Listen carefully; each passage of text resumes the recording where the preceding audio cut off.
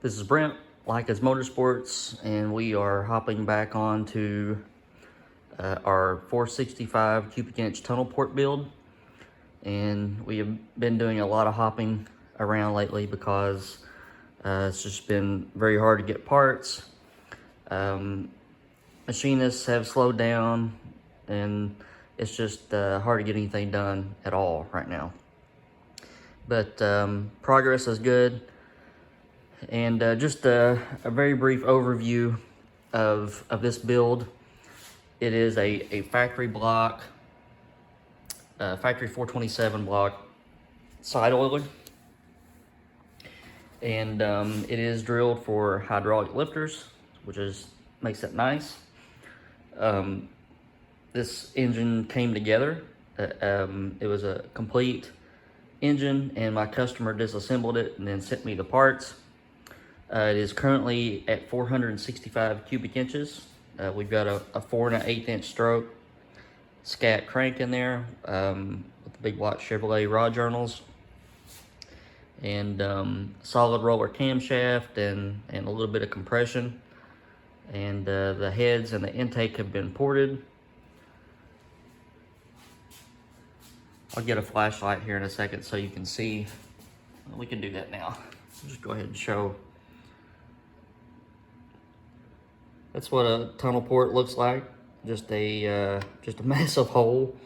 And the key to making a tunnel port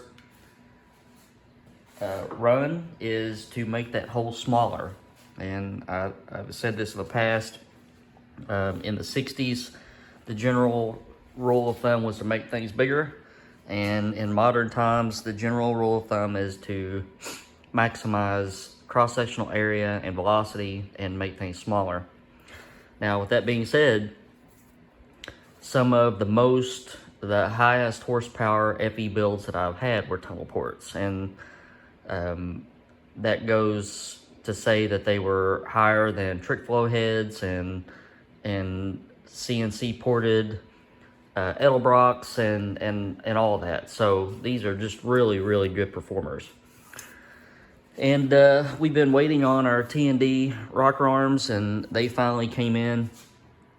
These are T&D streets, and I had the heads, had inserts put in the heads for the studs for some extra clamping load.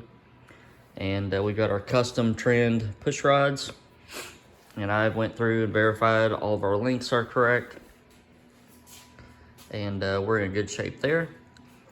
So we are at the crucial point of mocking up the intake manifold, and on an FE, you want to mock up as much as you can. FE, I'm pretty sure that I've said this on video, the FE is one of the hardest engines to put together, just because of all the different things that becomes the FE that other engine families do not have, such as the valve cover flange is made up by both the cylinder head and the intake manifold, the push rods going through the intake manifold, and the intake gasket is essentially submerged in oil and open to splash from the bottom and the top. So all of these things, and the distributor going through the intake, all these things kind of add up, and you want to take all the time that you have available to you to make sure that the intake, everything is correct before you bolt that thing on. So we are doing that now, and in typical FE fashion, the push rods go through the intake manifold, but the difference is, like, look, here's your intake port coming down. Well, you got a push rod right through the middle of it. So the push rod tubes on a tunnel port head, or I'm sorry, a tunnel port intake, there's an actual tube that goes down through the intake port. What makes this very hairy is that if your geometry is not right, then you are looking at having to relocate this whole tube, and that can really complicate things. And if you remember, the very beginning of the build, I took a lot of pains to make sure that I didn't have any issues with that and having to move that. Tunnel port intakes are very expensive, and there are some that are even more expensive than this one. And relocating that brass tube is just not something that I really want to get into, because you could potentially mess some stuff up. So the block deck was really short when it came to me, and I just didn't want to run into any geometry issues, pushrod issues, contact issues. So if you remember, I had the pistons made so that they stick out of the hole by quite a bit, and then I used a really thick head gasket, which raises the head up and essentially brings our block and head relationship back to pretty much stock. So all of that was done with the intention of not having to mess around with moving these tubes. But so we're gonna go through, we're gonna check all of this. I've got everything bolted on, and preliminary views look like we're in pretty good shape. But what I'm gonna do is roll the engine over just one by one, and I've left the valley, or the bottom plate of the intake off, so I can shine my flashlight down inside, and that lets me get a good view around the pushrod. Then I have some other tools available to me that I can check. The intake is kind of halfway bolted on, so it's sitting where it needs to be. The distributor is in, and you can see that the seal is even all the way around, so the intake is centered. And then I can look down the plenum and see that the ports are lined up perfectly. So everything is where it needs to be, and all we need to do now is just roll through and check pushrod clearance as I roll the engine over, because if you'll notice, like, this valve is shut, the pushrod is kind of down towards the bottom of the hole. This valve is open, and we're at about the middle of the hole. So I'm just going to roll through, and we're going to check all these out.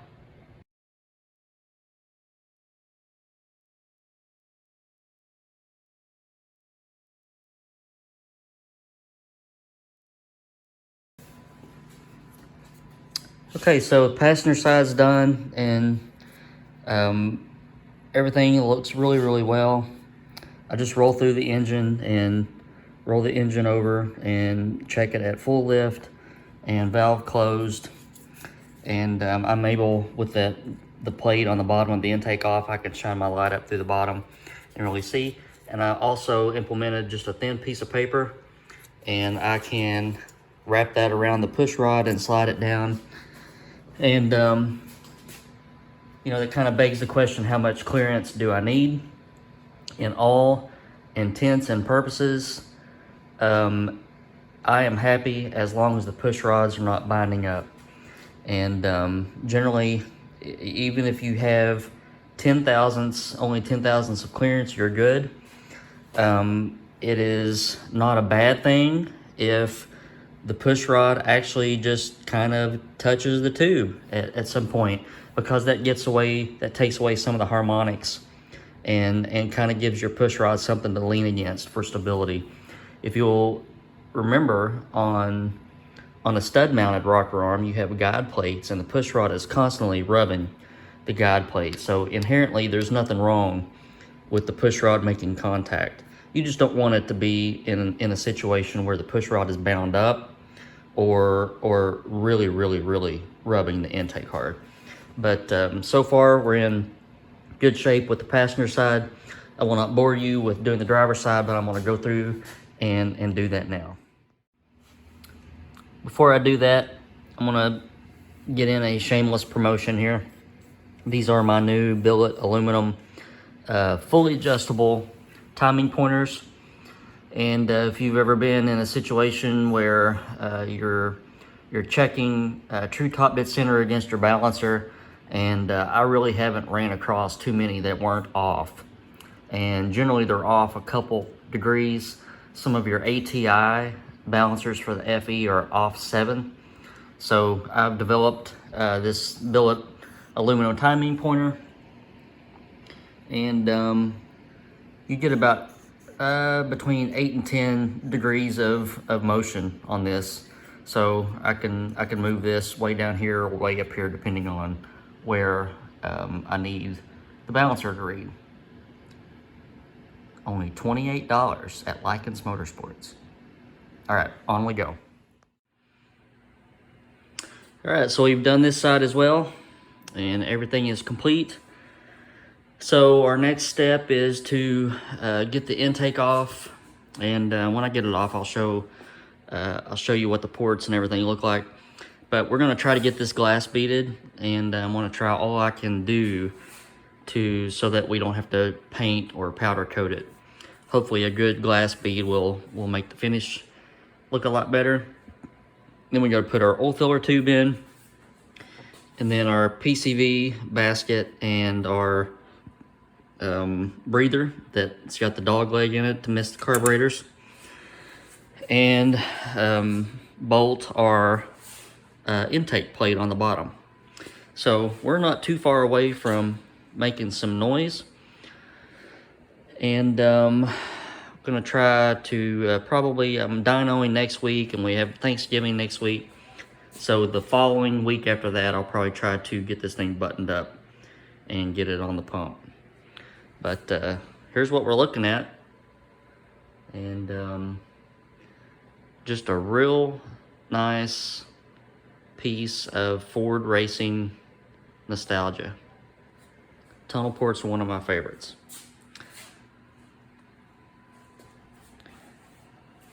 All right, so let's get this intake off, and I'll show you a little bit more about the intake.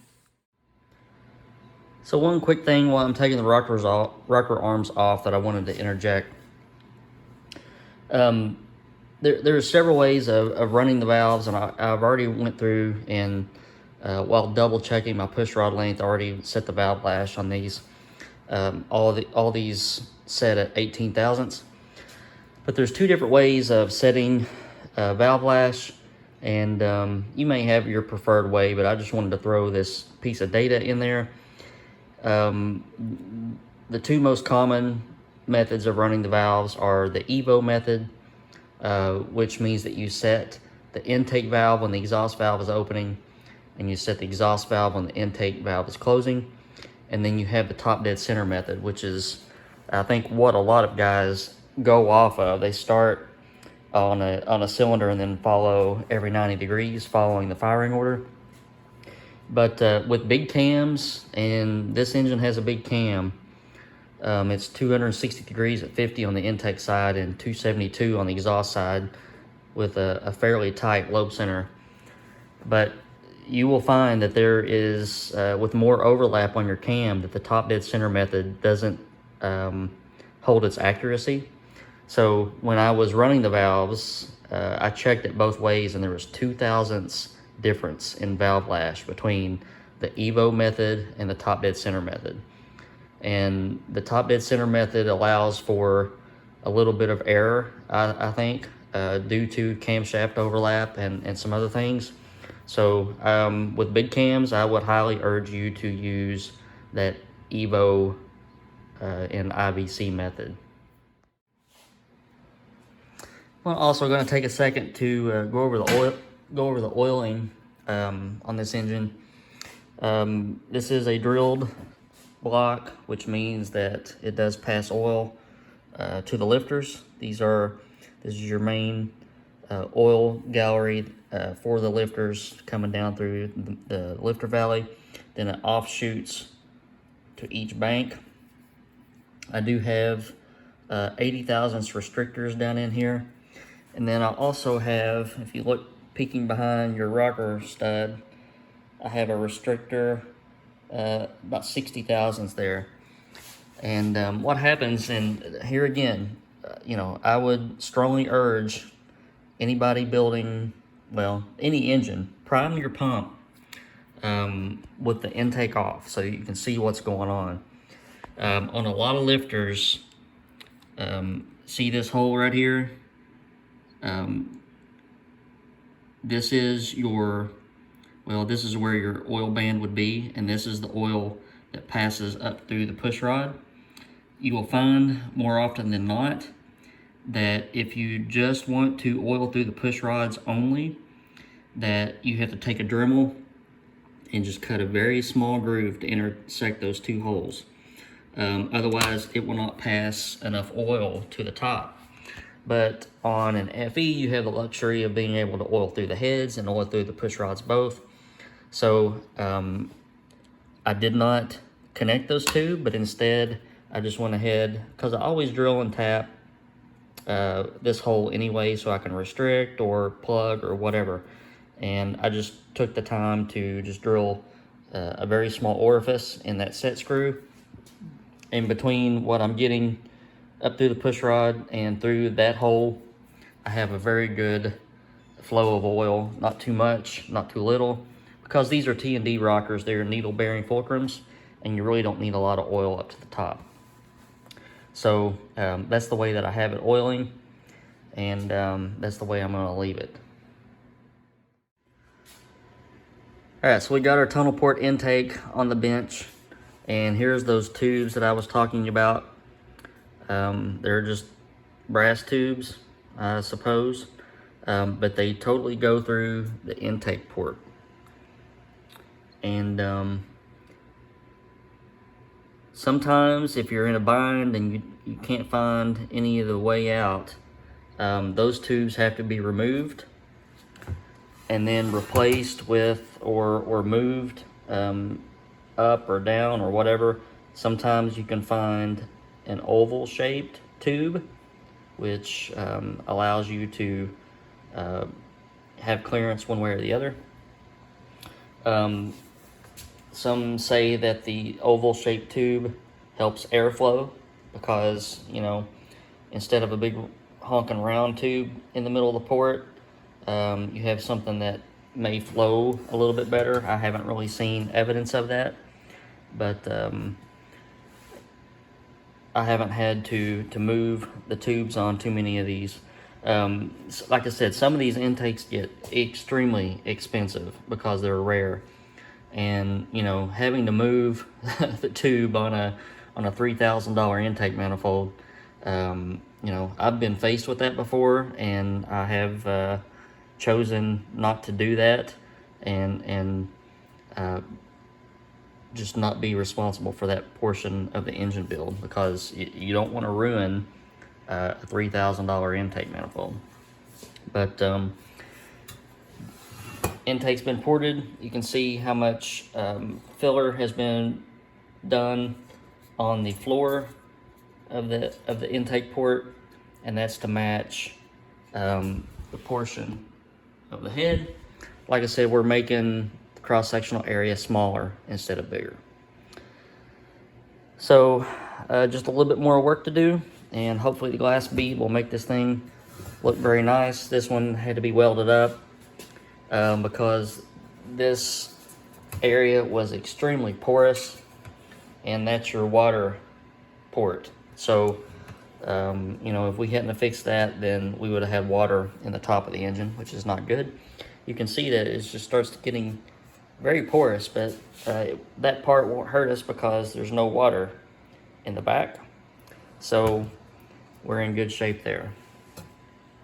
But yeah, here we are, and not too much longer on this build. And oh, here's another port. Here's another interesting aspect of the tunnel port intake. Look how tall these bolt bosses are.